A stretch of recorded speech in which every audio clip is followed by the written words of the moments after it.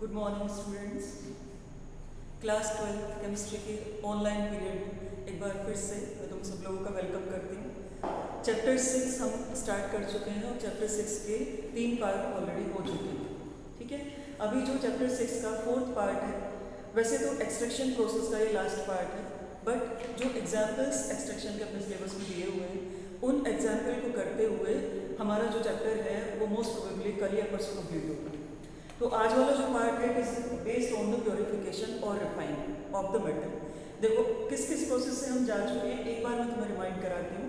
Last वाले videos वैसे देखना जरूरी है इसको पढ़ने से पहले, बट फिर भी अगर एक ही वीडियो किसी बच्चे ने देखी है, जैसे एक बच्चे का मुझे पता लगा कि नया ऐड हुआ है, तो अगर एक ही वीडियो देखी है तो वो उस वीडियो में मैं एक बार पूरा कंप्लीट तुम्हें प्रोसेस बता देती हूँ। एक्सट्रैक्शन ऑफ मेटल हमने स्टार्ट किया था ग्राइंडिंग ऑफ द ओर से। फर्स्ट प्रोसेस था grinding of the ore.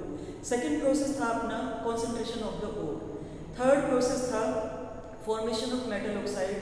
Fourth process हमने लिया था रिडक्शन ऑफ द मेटल, जो अपना कल की वीडियो में कंप्लीट हुआ था। And yesterday we started purification of the metal, जो आज अपन कंटिन्यू कर रहे हैं, क्योंकि उसमें काफ़ी सारे प्रोसेस हैं तो वो सारे प्रोसेस कल कंप्लीट नहीं हो पाए थे। आज उन सारे प्रोसेस को हम कंप्लीट करेंगे और आगे अगर टाइम रहता है वीडियो में, अगर टाइम रहता है क्लास में, तो उसके बाद फिर हम इंडिविजुअल मेटल्स को लेना स्टार्ट कर देंगे कि इंडिविजुअल मेटलर्जी किसी मेटल की क्या है। जितने प्रोसेस तुम पढ़ चुके हो वही प्रोसेस वापस आने हैं, बस मेटल के नाम से आएंगे वो प्रोसेस।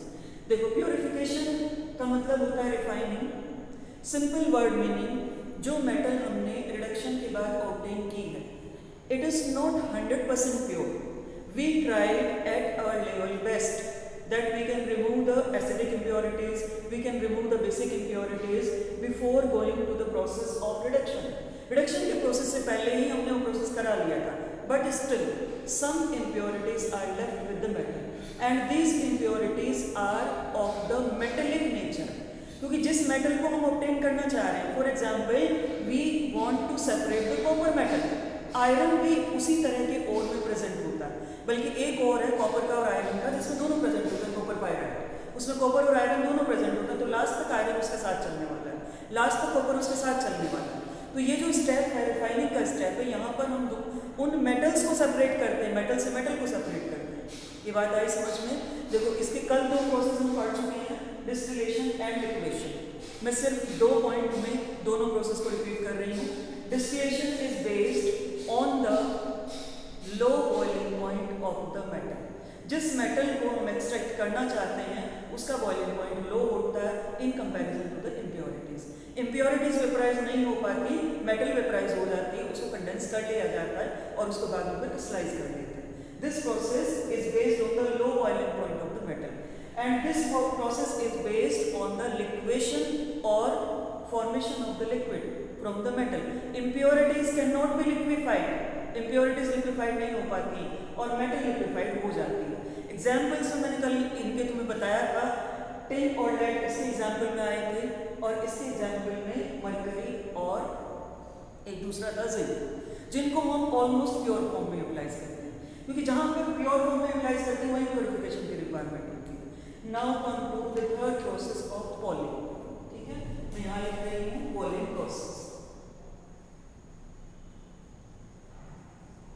देखो पॉलिंग का वर्ड मीनिंग है बेटा, पोल से बना हुआ वर्ड है और पोल को हिंदी में बोलते हैं डंडे।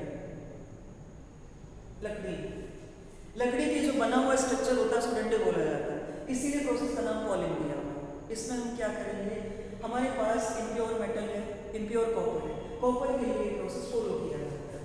फॉर एग्जाम्पल कॉपर मेटल, ठीक है, हम क्या करेंगे, इम्प्योर कॉपर मेटल को, copper metal will remain in the form of melt. Melt means liquid state. जो इम्प्योर कॉपर मेटल है उसको लिक्विड स्टेट में रखेंगे। लिक्विड स्टेट में रखने के बाद उसको हम क्या करते हैं, इसमें वुडन पोल्स ऐड कर देते हैं, वुडन पोल्स। और वुडन पोल्स में कैसे, green, specifically green wooden poles. ठीक है, ये बात आई समझ में? ठीक है, हरे डंडे उसके अंदर ऐड कर देते हैं, जो भी लकड़ी हरे डंडे के हरे डंडे बना सकती है उसी को ऐड कर देते हैं, ग्रीन वुडन पोल्स। उसको ऐड करने के पीछे रीज़न क्या है? Green wooden poles. देखो ग्रीन वुडन पोल्स से कॉपर रिएक्ट नहीं करेगा क्योंकि कॉपर वुड से रिएक्ट नहीं करता। Wood is an organic substance और कॉपर हमारा ऑलमोस्ट अनरिएक्टिव मेटल्स में आता है, नोबल मेटल की कैटेगरी में आता है कॉपर। तो ये रिएक्ट नहीं करने वाला है, रिएक्ट क्या करेंगे? इम्प्योरिटीज रिएक्ट करेंगे। तो ये जो ग्रीन वुडन पोल्स है ये इम्प्योरिटीज को रिमूव कर देंगे, इम्प्योरिटीज को ऑक्सीडाइज कर देंगे। कॉपर तो अपने पास प्योर फॉर्म में है, प्योर फॉर्म में आ जाएगा, जो इम्प्योरिटीज है उनको ऑक्सीडाइज कर दिया जाएगा with the help of green wooden poles. ये बात क्लियर हुई? तो ये कॉपर की मेटलर्जी में इस प्रोसेस को फॉलो किया जाता है to remove the impurities. Now come to the next process that is electrorefining. हाँ बेटा कंटिन्यू करते हैं अपना process. Poling is used for the purification of copper metal and green wooden poles are added in the melt of impure copper metal. Impurities will react with the green wooden poles and we can easily remove the poles. मतलब डंडों को हटाया जा सकता है impure metals से, और जो प्योर मेटल बची रह जाएगी वो हमारे पास कंटेनर के अंदर बची रह जाएगी। Now come to electrolytic refining. Coincidentally ये भी कॉपर मेटल के केस में ही फॉलो की जा रही है। इसका एग्जाम्पल भी कॉपर मेटल अपने सिलेबस में और मेटल्स हैं लेकिन अपने सिलेबस में कॉपर मेटल इसका एग्जाम्पल दिया है। देखो इलेक्ट्रोलाइटिक रिफाइनिंग में क्या करते हैं, क्योंकि इलेक्ट्रो वर्ड यहाँ पर ऐड हुआ तो इट मीन्स कि कैथोड और एनोड तो बना दिए पड़ेंगे, कैथोड एंड एनोड। ठीक है, अब कैथोड किसका बनाएंगे, एनोड किसका बनाएंगे? दोनों कॉपर के बनेंगे। कैथोड इम्प्योर कॉपर, ठीक है, जिसको एक्चुअली हम टर्न करना चाह रहे हैं प्योर कॉपर, सॉरी एनोड उल्टा ले लेते हैं। कैथोड प्योर कॉपर का होता है और anode impure copper. Pure copper और ये इम्प्योर। यहाँ तक बात क्लियर है? हमने दो इलेक्ट्रोड बनाए इलेक्ट्रोलाइटिक सेल के, एक प्योर और एक इम्प्योर। देखो छोटा सा डायग्राम बना के बता रहे हैं, ये अपना कैथोड है, ये अपना anode. Anode is made up of impure and cathode is made up of pure. यहाँ पर इसके अंदर हमने एक सॉल्यूशन फिल किया है and that is copper sulphate aqueous solution. ठीक है, एक बार कॉन्सेप्ट फिर से बता देती हूँ। Impure copper is taken in the form of electrode, pure copper is also taken, अपनी साइड से प्योर ऐड करें, बनाया नहीं अभी तक pure. Pure copper is taken in the form of negative electrode और कैथोड। यहाँ पर सॉल्यूशन भी अपनी तरफ से ऐड किया है कॉपर सल्फेट का, कॉपर सल्फेट का एक्वस सॉल्यूशन हमने यहाँ ऐड कर दिया।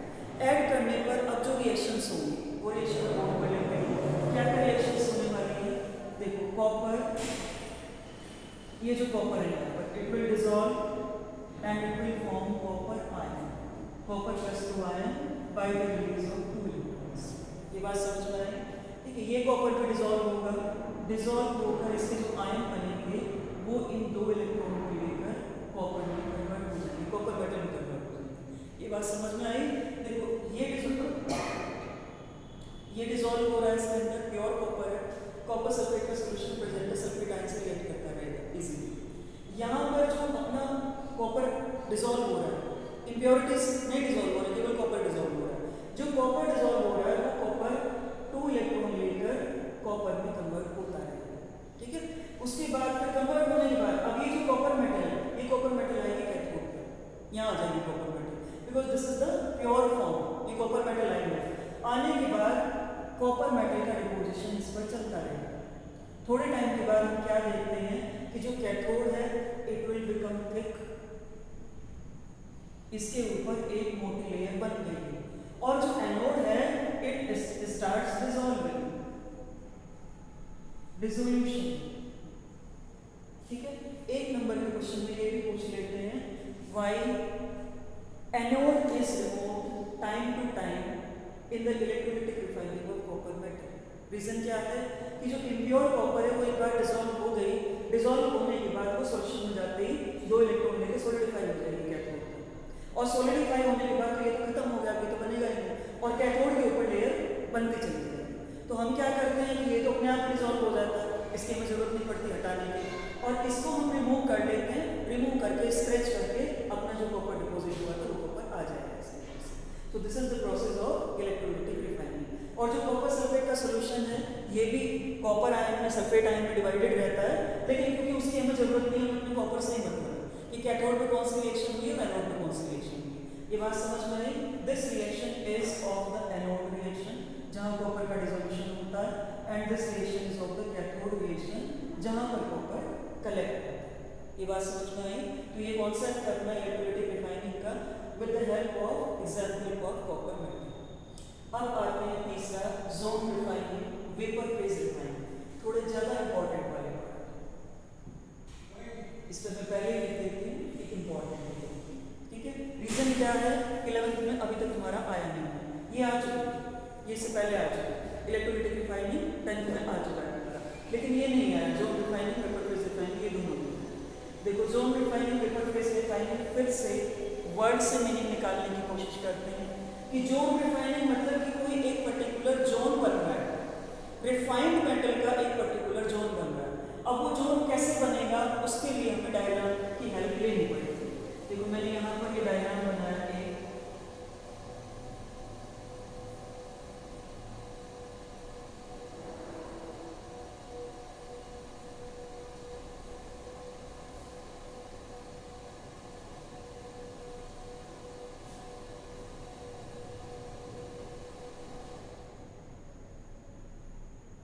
देखो दो चीजें मैंने बनाई है डायग्राम में।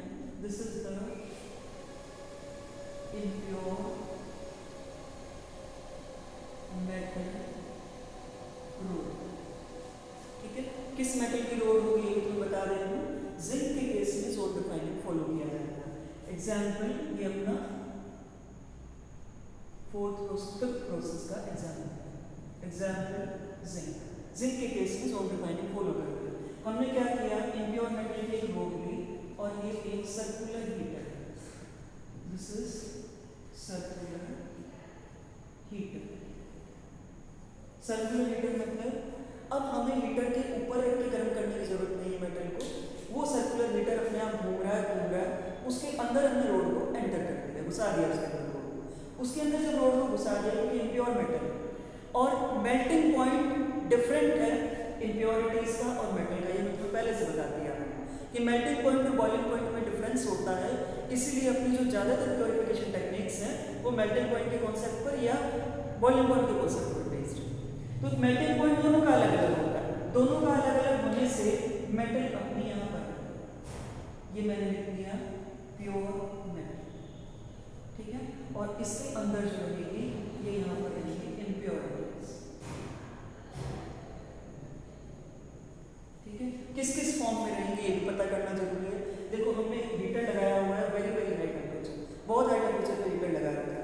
हाई टेम्परेचर पर अगर हीटर लगा रहा है इलेक्ट्रिसिटी के टेम्परेचर पर, तो दोनों ही मेल्ट होंगे। पहले ये भी मेल्ट पार्ट था और ये वाला जो पार्ट है ये भी मेल्टिंग पार्ट है, लेकिन मेल्टिंग पॉइंट में डिफरेंस होने की वजह से इम्प्योरिटीज तो मेल्ट की फॉर्म में रहती है और जो मेटल है वो अपने प्योर मेटल क्रिस्टलाइज हो जाता है आफ्टर सम टाइम।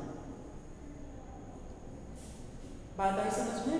दोनों एक साथ मेल्ट हुई थी, ये भी मेल्ट हुई अपने मेल्टिंग पॉइंट पर, ये भी मेल्ट हुई अपने मेल्टिंग पॉइंट पर, लेकिन अनफॉर्चुनेटली जो इम्प्योरिटीज हैं वो इम्प्योरिटीज सेटल डाउन नहीं होती सॉलिड में, क्योंकि वो आगे भी अच्छी जोन में रही, हीटर लगातार घूम रहा है, जो सेंटर वाले जोन में आ रही है, बाहर से इनका कोई कंसर्न ही नहीं है, तो ये उस टेम्परेचर पर जा ही नहीं पाएंगे कि जिसमें क्रिस्टल में कन्वर्ट होती है। मेटल अपनी बाहर निकल चुकी है due to the difference in melting point, तो बाहर निकलने के बाद क्योंकि ये एयर के कांटेक्ट में है इसलिए क्रिस्टल की फॉर्म में कन्वर्ट हो जाती है, तो दोनों सेपरेट हो गए। तो ये जिंक के केस में ये refining zone refining process follow किया जाए। नाम इसका मैं यहाँ लिख देती हूँ, दिस इज जोन रिफाइनिंग। ये बात समझ में आई?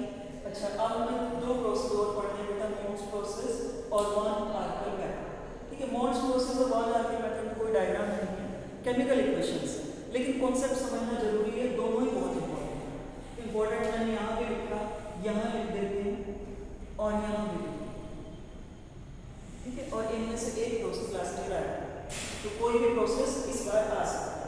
देखो रिएक्शंस में इसकी मोड्स प्रोसेस के ऊपर ही लिखती है। किसके लिए प्रोसेस फॉलो किया जाता है पहले तो ये पता होना चाहिए। This process we follow for the purification of nickel metal. बात आई समझ में? And this process we follow for the purification of silicon and germanium.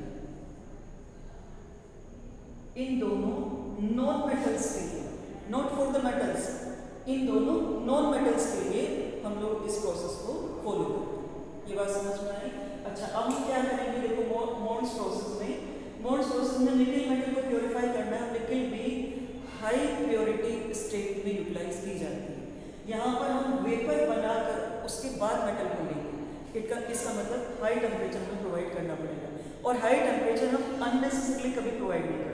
तभी provide until and unless it is not required in the highly pure form। जब तक कि उसकी highly pure form हमें रिक्वायर्ड नहीं हो तब तक अपना टेम्परेचर वेस्ट नहीं करते। क्या करेंगे? निकल हमें इम्प्योर फॉर्म में हमारे पास है, मैंने यहाँ लिखा निकल मेटल जो कि इम्प्योर फॉर्म में अपने पास है। इसकी हमने रिएक्शन कराई कार्बन मोनोऑक्साइड के साथ। कार्बन मोनोऑक्साइड गैस हमें पास कर देंगे। पास होने के बाद एक कंपाउंड बनेगा NiCO4। ये बात है समझ में? निकल की हमने रिएक्शन कराई है। देखो क्या तो हम मेटल को सेपरेट कर रहे थे और यहाँ पर हमने रिएक्शन कराई है उसकी। ये रिएक्शन होती है ऑलमोस्ट 350 से लेकर 450 केल्विन टेम्परेचर। ये रिएक्शन हो जाती है 350 टेम्परेचर पर। ये दोनों के दोनों आपस में रिएक्ट करके निकल टेट्राकार्बोनिल बना लेते हैं। The name of the compound is निकल टेट्रा कार्बोनिल। ठीक है, निकल टेट्रा कार्बोनिल बन गया। अभी तक हमने कोऑर्डिनेशन कंपाउंड नहीं पढ़ा है, बट इसकी आइडेंटिटी बता देती हूँ कि ये कोऑर्डिनेशन कंपाउंड में इसका पूरा स्ट्रक्चर तुम्हें पढ़ना है निकल टेट्रा कार्बोनिल। ठीक है, अब निकल टेट्रा कार्बोनिल जो बना था NiCO4, देखो ये हमारे किसी यूज का, it is of no use, किसी भी यूज का नहीं। क्यों नहीं यूज का है? क्योंकि हमें तो निकल चाहिए, निकल टेट्रा कार्बोनिल नहीं चाहिए। तो हम क्या करते हैं? इसको हीट करते हैं निकल टेट्रा कार्बोनिल और टेम्परेचर बढ़ा देंगे इसका। अभी हमने टेम्परेचर रखा है 350 से 450, अब हम टेम्परेचर रख लेंगे अबव 450। देखो और कोइंसिडेंस देखो, 700 केल्विन तक टेम्परेचर जाते ही या उससे पहले निकल टेट्रा कार्बोनिल डिकम्पोज भी होगा, वापस से निकल बन जाएगा और यहाँ पर कार्बन मोनोऑक्साइड गैस वापस निकल जाएगी। This is pure metal. ये बात आई समझ में? प्योर मेटल हमें ऑब्टेन हो जाता है। दो टेम्परेचर तुम्हें याद रखने हैं, कॉन्सेप्ट याद रखना है, क्योंकि निकल भी उन मेटल्स में से है कि जो इजीली रिएक्ट नहीं करती है। ठीक, कार्बन मोनोऑक्साइड से इजीली रिएक्ट कर जाती है, इसलिए कार्बन मोनोऑक्साइड के साथ उसका कंपाउंड बना लेती है।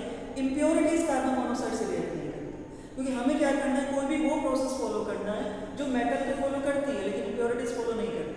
तो इम्प्योरिटीज CO से रिएक्ट नहीं करेंगे, निकल रिएक्ट कर जाएगा।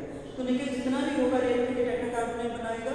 अब हमारा काम सिर्फ इतना बचा कि उस टेट्रा कार्बोनिल को डिकम्पोज करके हम वापस से निकल में और कार्बन मोनोऑक्साइड में उसको कन्वर्ट कर दें।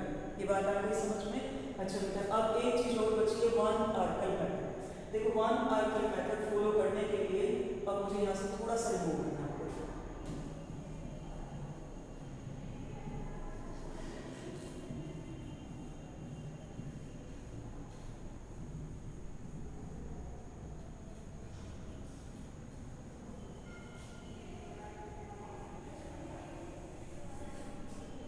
वन आर्कल मेथड जो तुम्हारी बुक में दिया हुआ है, that is given with zirconium inside। ZR zirconium इस एलिमेंट का नाम है, इसके एग्जाम्पल के साथ दिया हुआ है। ठीक है, ZR एग्जाम्पल। इसमें भी हमें यही करना है, पहले कंपाउंड बनाएंगे, कंपाउंड बनाने के बाद उसको डिकम्पोज करेंगे। बस टेम्परेचर में थोड़ा सा चेंज आ जाएगा। जैसे zirconium को हम रिएक्ट कराते हैं आयोडीन के साथ, because it easily reacts with iodine. Iodine के साथ रिएक्ट कराने पर ZrI4 zirconium टेट्रा आयोडाइड एक कंपाउंड बन जाता है। कितने टेम्परेचर पर? थोड़ा सा high temperature 810 kelvin temperature, greater than 800 तुम लिख सकते हो कि 800 टेम्परेचर आते ही ZrI4 बनना स्टार्ट हो जाएगा। अब क्या करेंगे, ज़िरकोनियम को सेपरेट करने के लिए I4 हम इसको हीट कर देंगे लगभग 1800 केल्विन टेम्परेचर तक हीट करना पड़ेगा। हीट करके ये कन्वर्ट हो जाएगा Zr में +2I2 इसमें कन्वर्ट हो जाएगा।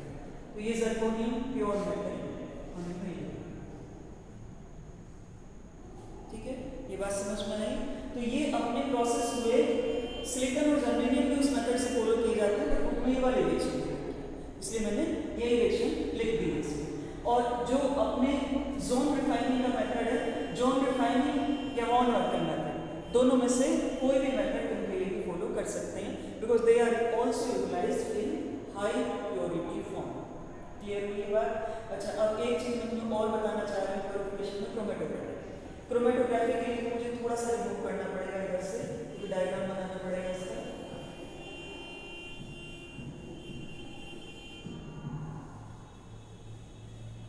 देखो, क्रोमेटोग्राफिक सेपरेशन का 11th में था अपने पार्ट, और क्रोमेटोग्राफिक सेपरेशन अपना एडजॉर्प्शन वाले चैप्टर में लिया है। So this is based on the adsorption technique. सबसे पहले तो ये पता होना चाहिए, it is based on the adsorption concept.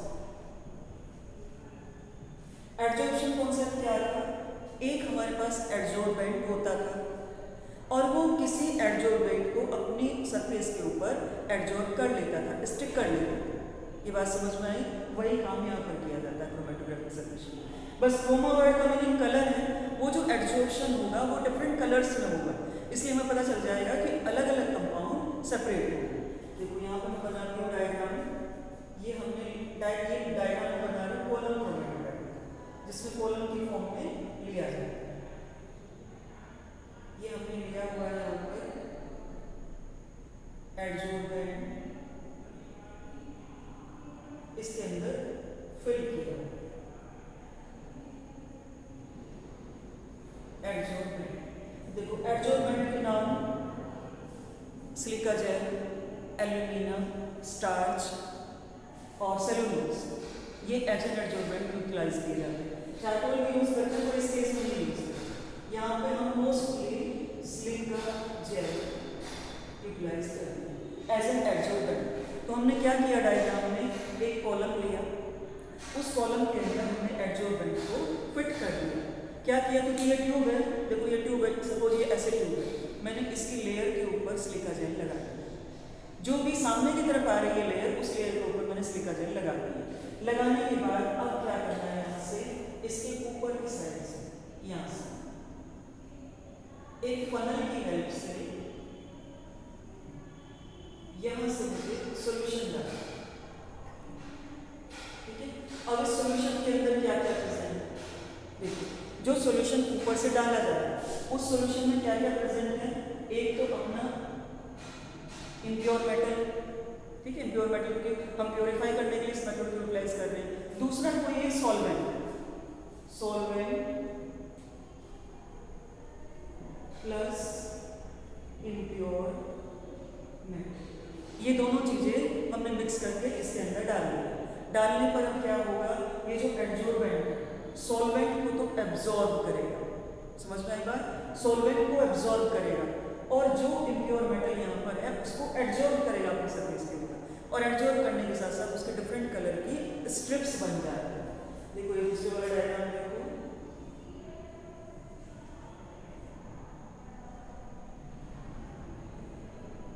Suppose हमने 3 मेटल्स को इसकी हेल्प से प्योरीफाई किया, ये ए की स्ट्रिप बनी हुई है, बी की स्ट्रिप बनी हुई है, सी की स्ट्रिप बनी हुई है, अलग अलग कलर की स्ट्रिप बनी हुई है, different metals. These are strips, coloured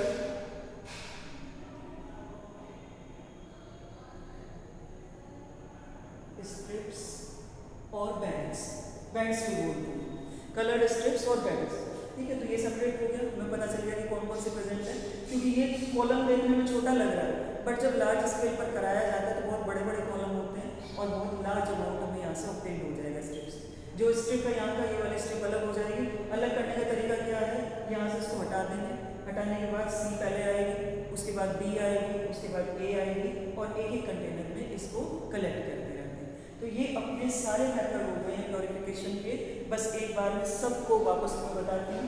पहला मेथड अपना डिस्टिलेशन था, दूसरा लिक्वेशन था जो कल पढ़े थे, तीसरा मेथड था अपना इलेक्ट्रोलिटिक रिफाइनिंग और पोलिंग का प्रोसेस था। उसके साथ साथ हमने जॉन रिफाइनिंग आया, जॉन रिफाइनिंग के बाद फिर वेपर फेज रिफाइनिंग आया और फिर क्रोमेटोग्राफिक सेपरेशन आया। तो प्योरिफिकेशन ऑफ मेटल अब कंप्लीट हो चुका है। अब सिर्फ 2 मेटलर्जी अपने सिलेबस में है और एक अपना इलेक्ट्रोलिटिक रिडक्शन है एल्यूमिनियम का और एल्यूमिनियम डाइऑक्साइड, ये दोनों एक दिन कराऊंगा।